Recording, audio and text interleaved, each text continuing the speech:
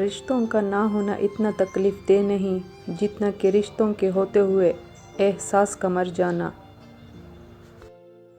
دوسروں کے لیے اچھا سوچو گے تو اللہ تعالیٰ تمہارے لیے راستے بنا دے گا اور مشکلیں آسان کر دے گا۔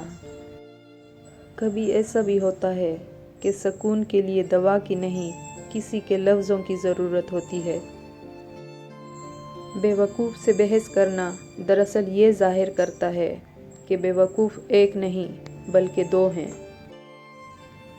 جب کسی کی کوئی بات کڑوی لگے تو سمجھو سچ بولا جا رہا ہے، اور اگر کسی کا لہجہ کڑوا لگے تو سمجھ جاؤ اللہ حافظ کہا جا رہا ہے۔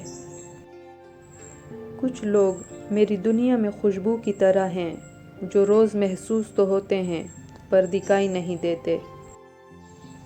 جن لوگوں نے آپ کو دکھ دیے ان کو بھلا دیں، لیکن جو انہوں نے سبق دیے ان کو یاد رکھیں۔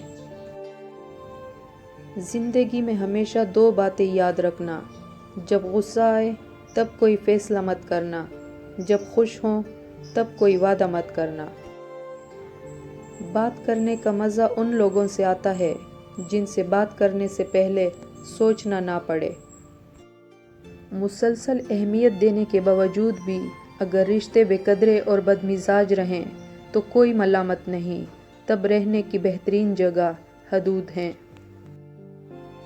بہت سے نقصانات انسان کو اس وجہ سے پہنچتے ہیں کہ وہ کہیں سے مشورہ نہیں لیتا۔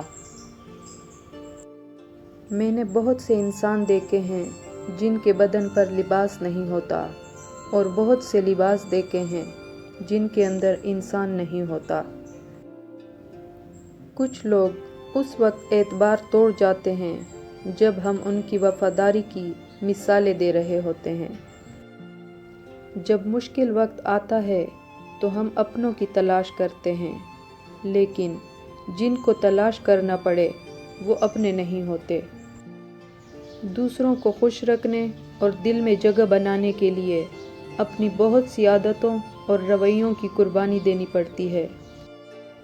رشتوں کی فکر کرنا چھوڑ دو، جس نے جتنا نبھانا ہوگا وہ اتنا ہی نبھائے گا۔ منافقت بھی منہ کی بدبو کی طرح ہوتی ہے، اپنی کا پتہ نہیں چلتا اور صرف دوسروں کی بری لگتی ہے۔ وقت کی ایک خاصیت یہ بھی ہے، وہ بدلتا ضرور ہے، چاہے وہ اچھا ہو یا برا۔ کسی کو بے وقوف نہ سمجھا جائے، کیونکہ کچھ لوگ آپ کے سامنے بے وقوف بن کر آپ کو حقیقت میں آزما بھی رہے ہوتے ہیں۔